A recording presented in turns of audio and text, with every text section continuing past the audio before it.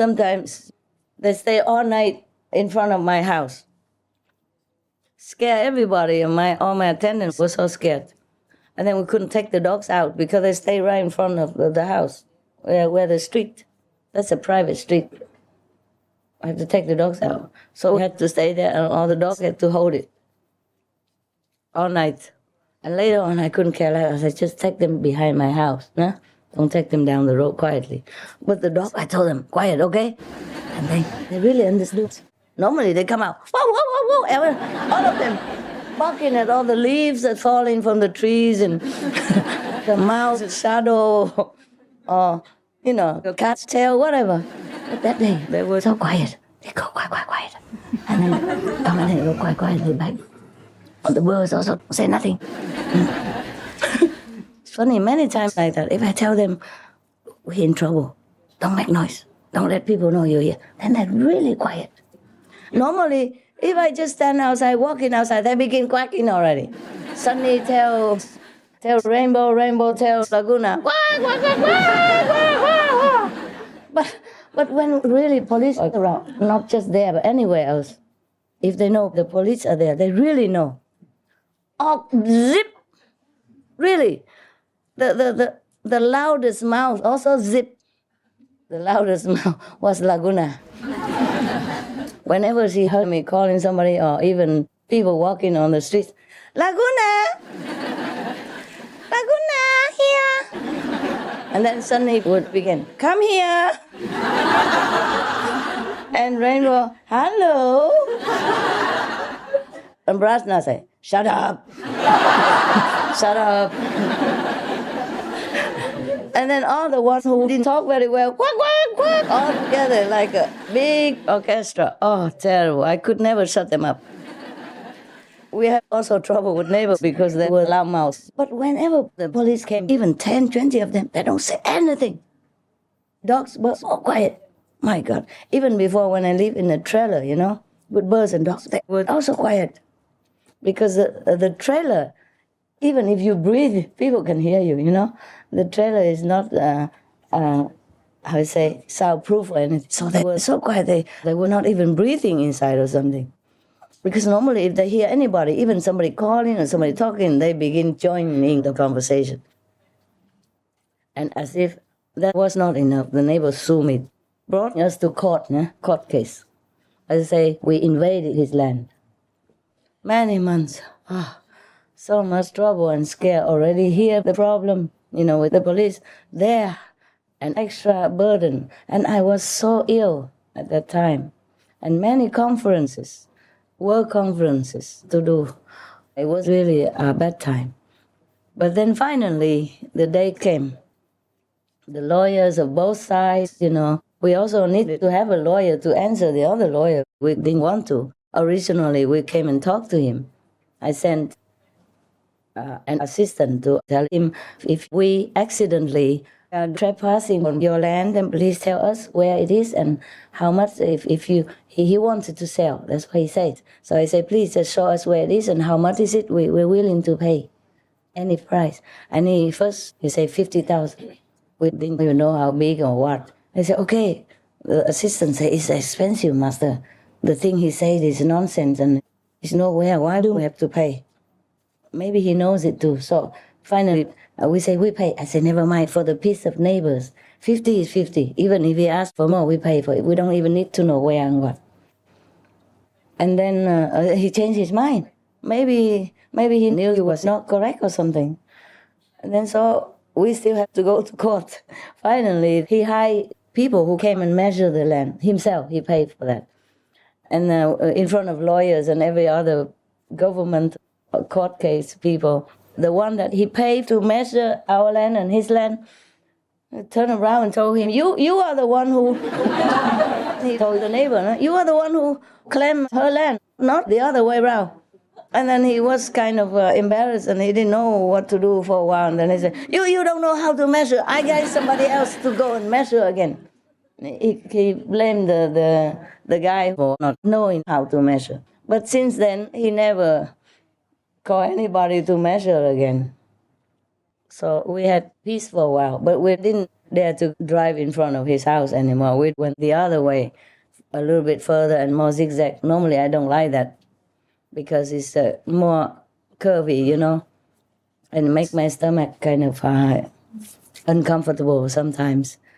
The road that goes in front of his house, even though his house is further on the mountain, it's not like immediately on the road. He still can see us. So he sometimes was spying or something. Whenever I was there, he knew. When I have guests, he called the police again. So from that time, we didn't go in front of his property. We go the other way, even though it's less nice. Then we have more peace. Why did I tell you? Why? What was it before? One person.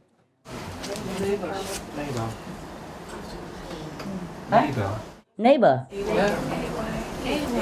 Oh, AY. Yeah. Oh, that's a story. And the newspaper and everything. And even Monaco seemed not to welcome me anymore. Normally I give donations to the Red Cross or to some of the old people home in there, or here too. And the last check they returned after the newspaper. It's so easy to believe newspaper, isn't it? After all these years, and I still believe them instead of me. So I really love my neighbors. That's why in the Bible they keep repeating, love thy neighbors. Looks like Jesus knew. Good experience about it, so keep telling you, love thy neighbors, love thy neighbors. We did though, yeah? Everywhere we went. But we had one good neighbor, yes.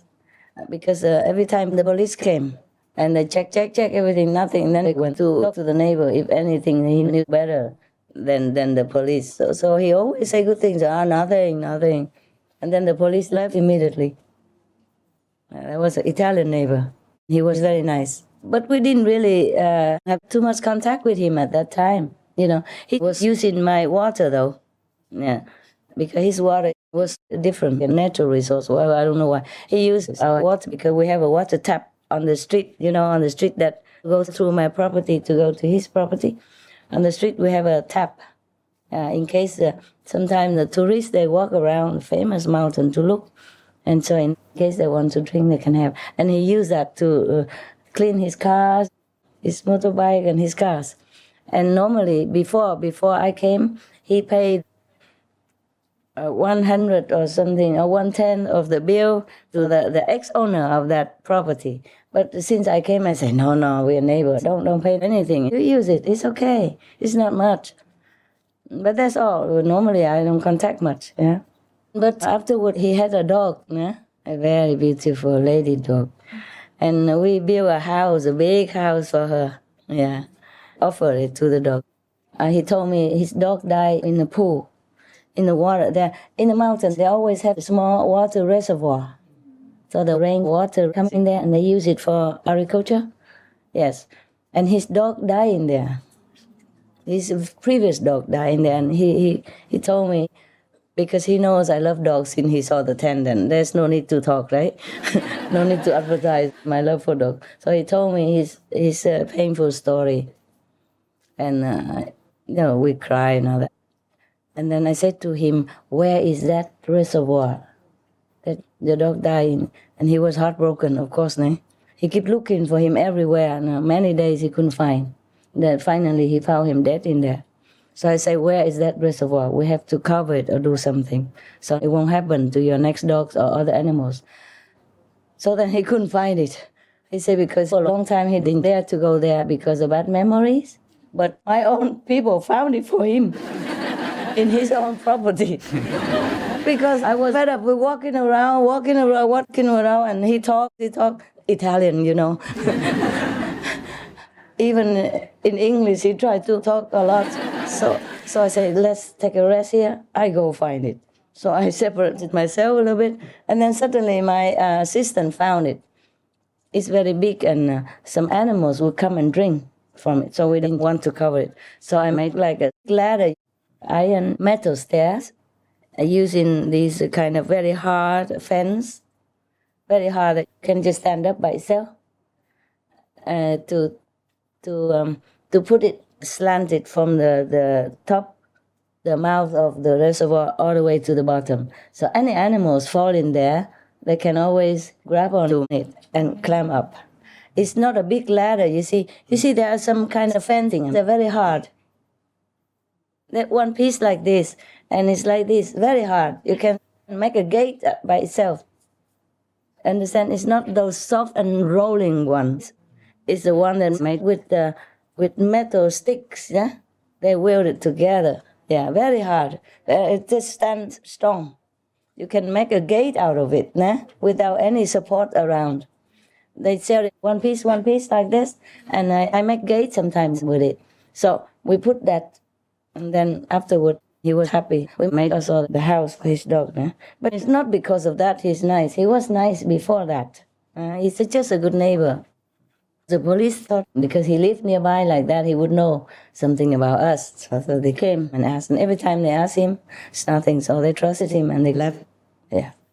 So still, there are some neighbors to love, no? Yes. But even after he sued us, I still asked an assistant to bring some gifts, you know, like chocolate stuff, cakes and stuff for him. And then still, it didn't resolve well.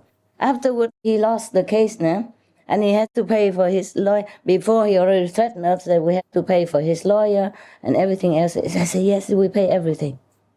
And pay for the land that we accidentally, not knowingly, taken from you. Just tell us. And then later, it was not. It was the opposite. So he had to pay for his lawyer, for the measuring people, and for my lawyer as well, and all the court case expenses. So since then, he didn't say anything anymore. It's good that the court was very fair, no? So you can trust. Okay, but I don't know why I told you this stuff. Before that, what was it that made me tell you this? R-A-Y-B-Y. Okay, now you know the A and B. No? And if you are still scared, then you're a coward. I should be scared. If you live my life like this, wouldn't you be scared? Yes. Yeah. So forget your scaredness, okay? Yours is nothing. I'm your teacher, and a teacher is like a good friend or a good parent, you know? Good friends tell the truth as is, okay?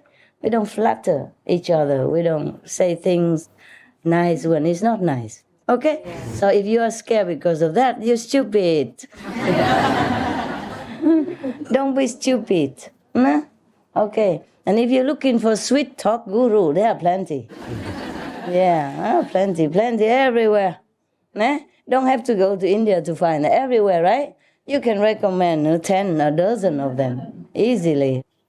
I'm not one of those. Yeah, I told you already. You've been warned since the beginning, okay? Like, if you don't meditate 2.5 hours, or if you break the precepts, then you don't come to group meditation. That's already a forewarning of things to come, right? Okay, never mind. I can be as sweet as the potato. But I can be as, how you say, what? Huh? Ferocious. Ferocious like a lion. Ferocious? I eat you up.